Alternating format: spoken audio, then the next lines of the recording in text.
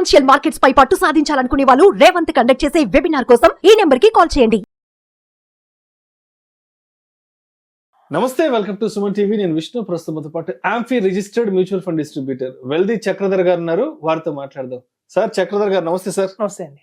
Sir Chakradhar గారు, ఈ మధ్య కాలంలో equity investments, mutual fund investments ఇలాంటి మోడర్న్ ఇన్వెస్ట్మెంట్ ఎవెన్యూస్ బాగా బజ్ క్రియేట్ చేస్తున్నాయి.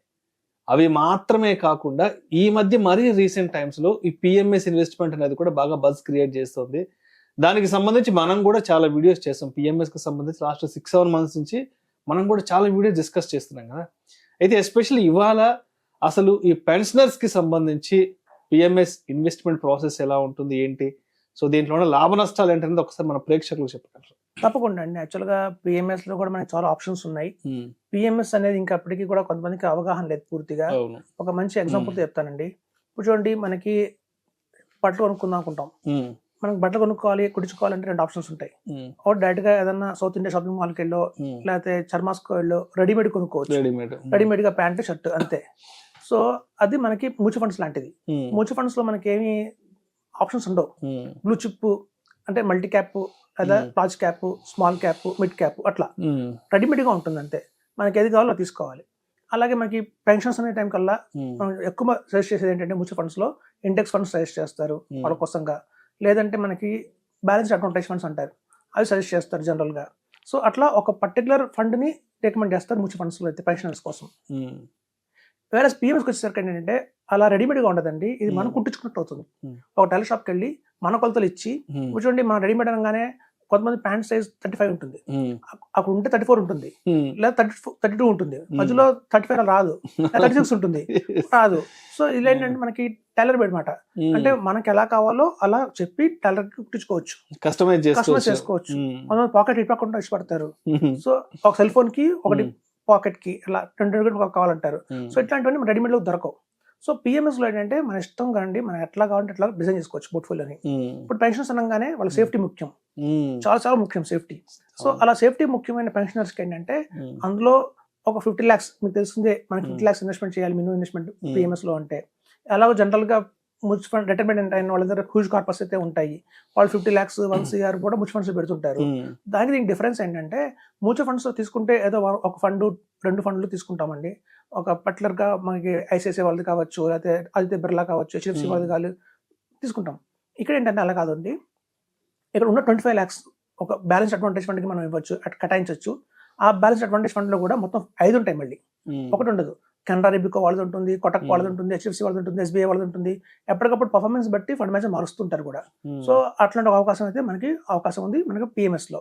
అలాగే చూడండి, ఇండెక్స్ ఫండ్స్ కూడా పిఎంఎస్ లో ఉంటాయి, ఈటీఎఫ్స్ కూడా ఉంటాయి పిఎంఎస్ లో. సో అలాగే మీకు లిక్విడ్ ఫండ్ చూడండి, పెద్దవాళ్ళన్న సరికల్లా ఎమర్జెన్సీ ఎప్పుడైనా రావచ్చు. సో వాళ్ళ కోసం అసలు రిస్క్ లేని లిక్విడ్ ఫండ్ పోర్ట్ఫోలియో కూడా ఒకటి ఉంటుంది అన్నమాట. సో మనం ఇచ్చిన 50 lakhs ని కూడా మనం చక్కగా ఎలా అంటే ఒక బ్యాలెన్స్ అడ్వాంటేజ్ ఫండ్స్ కి ఒక 25 lakhs కేటాయించి, ఈటీఎఫ్ కి ఒక 10 lakhs కేటాయించి, అలాగే మీకు mutual funds direct equity mutual funds కొన్ని ఉంటాయి బ్లూ చిప్ కేటగిరీ, అవి ఒక 5 lakhs. అలాగే లిక్విడ్ ఫండ్ ఏదైతే ఉంటుందో ఎమర్జెన్సీలో కావాలంటే తీసుకోవడానికి, మనకి వాలటిలిటీకి మార్కెట్ డిస్టర్బెన్స్ లేకుండా అలాంటి దాంట్లో ఒక 5 lakhs. అట్లా సంపూర్ణంగా కనుక మనం డిజైన్ చేసుకుంటే అత్యధికంగా మనం 12% దాకా తీసుకోవచ్చు అండి. ఇట్లాంటి కేటగిరీలో తీసుకుంటే మాత్రం మేము చెప్పేది ఏంటంటే కస్టమర్స్కి ఎప్పుడు కూడా ఆఫ్టర్ 1 year తీసుకోమని చెప్తాం. జనరల్ గా పెద్ద పొరపాటు చేసేది ఏంటంటే మ్యూచువల్ ఫండ్స్ లో సిస్టమేటిక్ విత్డ్రాల్ ప్లాన్ పెడతారు వాళ్ళు, పెట్టి ఎవ్రీ మంత్ తీసుకుంటారు. అలా ఎవ్రీ మంత్ తీసుకుంటే ఏమవుతుందంటే మార్కెట్ డౌన్ అయినప్పుడు మన ప్రిన్సిపల్ మీద డెంట్ పడుతుంది, మనం ఫర్దర్ గా మనం తీసుకుంటూ ఉంటాం. సో ప్రిన్సిపల్ చాలా తగ్గే అవకాశం చాలా ఉంది. అందుకే నేను స్ట్రాంగ్ గా రికమెండ్ చేస్తాను, ఒక 1 year అయిన తర్వాత కనుక మీరు కార్పస్ ఎంత పెరిగిందో దాని ప్రకారం తీసుకుంటే మాత్రం మీకు ప్రిన్సిపల్ డెంట్ అనేది జరగదు, తద్వారా మీకు అధిక లాభం వస్తుందని చెప్తాను. ఒక మంచి ఎగ్జాంపుల్ చెప్తాను చూడండి. మన ఇంట్లో పెరట్లో కరివేపాకు చెట్టు ఉంటుంది అందరి ఇంట్లో. సో కరివేపాకు చెట్టు మనం కూరలో కావాలంటే వెళ్ళి తెంపుకొని వేసుకుంటాం. సో రోజు ఒక 2 డబ్బులు తెప్పితే చెట్టుకేం కాదు. తుఫాన్ వచ్చింది అనుకోండి, చెట్టు సొహం పడిపోయింది, పైగా మళ్ళీ తెంపుతుంటాం మనం. తుఫాన్ దెబ్బకి సొహం పడింది, మళ్ళీ మనం తెంపుతుంటే మొత్తం చెట్టు ఏం మిగలదు. సో అట్లాగే మనకి సిస్టమేటిక్ విత్డ్రాల్ ప్లాన్ లో కూడా పెట్టుకున్నాం కరెక్టే, కానీ ప్రిన్సిపల్ నుంచి మనం వెంటనే లాగుతూ ఉంటే ఏమవుతుందంటే మార్కెట్ పెట్టేప్పుడు ఆ ప్రిన్సిపల్ తగ్గుతుంది, మళ్ళీ మనం తీసుకుంటాం. సో దాంతో పెద్ద ఇబ్బంది జరుగుతుందండి. కాబట్టి 1 year అయిన తర్వాత కనుక తీసుకుంటే మనకి ఆ ప్రాబ్లం రాదు. ఎందుకంటే మార్కెట్ మనం చెప్పలేము, ఒక 1 year 2 years లో మనం గెస్ట్ చేయలేము. కాబట్టి పైకి వెళ్తుందో కిందకి వెళ్తుందో చెప్పలేం కాబట్టి సో ఎప్పుడైతే సిస్టమేటిక్ విత్డ్రాయల్ ప్లాన్ ఏదైతే ఉందో ఆఫ్టర్ 1 year తీసుకుంటే మాత్రం అత్యధిక లాభం వస్తుంది. సో పిఎంఎస్ లో టైలర్ మేడ్ కాబట్టి మనకి ఎంత పోర్షన్ ఈక్విటీ కావాలి, ఎంత పోర్షన్ డెట్ కావాలి, ఎంత బ్యాలెన్స్ అడ్వాంటేజ్ ఫండ్ కావాలి, అది మనం నిర్ణయించుకోవచ్చు. మన చేతుల్లో ఉంటుంది. ఆ ఉన్న 50 లక్షలని ఎలా ఆ పోర్ట్ఫోలియో ఎలా డిజైన్ చేసుకోవచ్చు అనేది మన చేతుల్లో ఉంటుంది కాబట్టి రిస్క్ తగ్గించుకొని రిటర్న్ పెంచుకునే అవకాశం చాలా అవకాశం ఉంటుంది మనకి. సో ఇట్లాంటి పిఎంఎస్ ద్వారా కనుక ఇన్వెస్ట్ చేస్తే అత్యధికంగా లాభం పొందొచ్చు.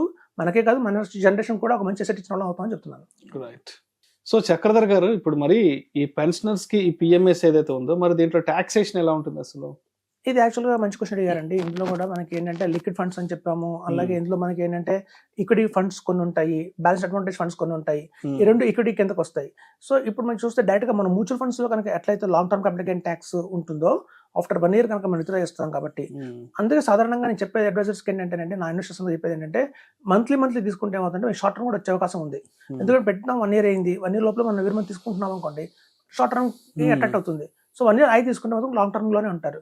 మనకి లాంగ్ టర్మ్ ఎట్లయితే మ్యూచువల్ ఫండ్స్ లో 12.5% ఉందో ఆఫ్టర్ ఎగ్జంప్షన్ 1,50,000 తీసేసిన తర్వాత, ఇది కూడా సేమ్ అంతేనండి. ఈ పిఎంఎస్ లో కూడా 1 lakh రాయితీ ఉంది long term capital gain tax మీద. అట్ సేమ్ టైం మనకి ఏంటంటే ఆ వచ్చిన ట్యాక్స్ మీద కూడా 12.5% మాత్రమే కట్టాల్సి ఉంటుంది. సో ఇట్లాంటి మ్యూచువల్ ఫండ్స్ లో ఎలా ఉందో సేమ్ అదే పిఎంఎస్ లో కూడా ఉందండి. అది చాలా మంచి అపోహ ఉంటుంది, మ్యూచువల్ ఫండ్స్ లో కంటే కూడా పిఎంఎస్ లో చర్నింగ్ ఎక్కువ జరుగుతుంది, ట్యాక్స్ ఎక్కువ కట్టాల్సి వస్తుంది అని. అలా ఏమి ఉండదండి. ఇందులో కూడా యాస్టీస్ గా పిఎంఎస్ లో మ్యూచువల్ ఫండ్స్ ఎలా ఉంటుందో సేమ్ యాస్టీస్ గా ఇందులో అలాగే ఉంటుంది. సో మనం ఏంటంటే ఇందులో కార్పస్ అడిషనల్ గా లిక్విడ్ ఫండ్ చెప్పుకొని రికమెండ్ చేస్తున్నాము. లిక్విడ్ ఫండ్ లో మటుకు ఎమర్జెన్సీలో తీసుకోమని చెప్తున్నామండి. వెంటనే తీసుకోకండి. ఏదైనా అత్యవసరం వచ్చింది, ఏదైనా హాస్పిటలైజేషన్ అయ్యారు, లేదా ఫారెన్ వెళ్ళాలి పిల్లల్ని చుట్టానికి, అలాంటి టైంలో కనుక లిక్విడ్ ఫండ్ లో పెట్టుకుంటే ఎమర్జెన్సీ ఫండ్ లాగా ఉంటుంది. దాని మీద మాత్రం మనకి ఏ ట్యాక్స్ స్లాబ్ లో ఉన్నో ఆ ట్యాక్స్ పడుతుందండి. మనం ఎక్కువ చెప్పట్లేదు, ఓన్లీ 5 lakhs పెట్టుకోమని చెప్తున్నాం. సో 5 lakhs కనుక ఎప్పుడైనా విత్డ్రా చేస్తే ఫ్యూచర్ లో దానికి సంబంధించి మాత్రం ఆ రోజు వాళ్ళు ఏ ట్యాక్స్ ట్యాబ్ లో ఉంటే 10% ఉంటే 10%, 20 ఉంటే 20 కట్టాల్సి ఉంటుందండి. అధికంగా ఇందులో ఏదైనా డివిడెండ్ రూపంలో డివిడెండ్ ఈక్విటీలో పెడితే కనుక డివిడెండ్లు వస్తాయి. ఆ డివిడెండ్ మీద ఇన్కమ్ ట్యాక్స్ పడుతుంది. అది కూడా ఈక్విటీ సెలెక్ట్ చేసుకుంటే, ఈక్విటీ వద్దండి మాకు ఓన్లీ మ్యూచువల్ ఫండ్స్ కావాలి అంటే కూడా మనం తీసుకోవచ్చు. చాలా మంది క్వశ్చన్ ఏంటంటే, యాక్చువల్ మ్యూచువల్ ఫండ్స్ ఉండగా బయట మళ్ళీ పిఎంఎస్ ద్వారా మ్యూచువల్ ఫండ్స్ తీసుకోవడం ఎందుకు అంటారు. పిఎంఎస్ ద్వారా తీసుకునే మ్యూచువల్ ఫండ్స్ లో డైరెక్ట్ ప్లాన్స్ ఉంటాయండి, రెగ్యులర్ ప్లాన్స్ ఉండవు. సో డైరెక్ట్ ప్లాన్స్ లో ఏంటంటే మనకి ఎక్స్పెన్స్ రేషియో తగ్గుతుంది, మీకు తెలిసిందే. అలాగే ఇక్కడ ఎక్స్పర్ట్స్ నిర్ణయం తీసుకుంటారు. చూడండి, మనం సొంతగా నిర్ణయం తీసుకుని ఏ ఫండ్ కొనుక్కుందాం అనుకుంటే కన్నా ఒక ఎక్స్పర్ట్స్ వదిలేస్తే వాళ్ళు ఉన్న అన్నింటిలోకి the best of the best funds select చేస్తారు కాబట్టి మనకి అత్యధిక లాభం కూడా వస్తుంది. 14 to 15% ఎక్స్పెక్ట్ చేస్తున్నామండి. మనం కావాల్సిన 12% తీసుకున్నా కూడా ఇంకా 3% అనేది మన ప్రిన్సిపల్ యాడ్ అవుతుంటుంది కాబట్టి మంచి కార్పస్ ని బిల్డ్ చేసుకోవాలని చెప్తున్నాను. Right. Thank you sir. Thank you so much Chakradhar గారు. ఈ పెన్షనర్స్ కి పిఎంఎస్ ఇన్వెస్ట్మెంట్ ప్రాసెస్ అనేది ఎలా ఉంటుంది, దాంట్లో టాక్సేషన్ కూడా ఎలా ఉంటుంది అనే దాని గురించి చక్కగా తెలియజేస్తే thank you so much sir. Thank you అండి.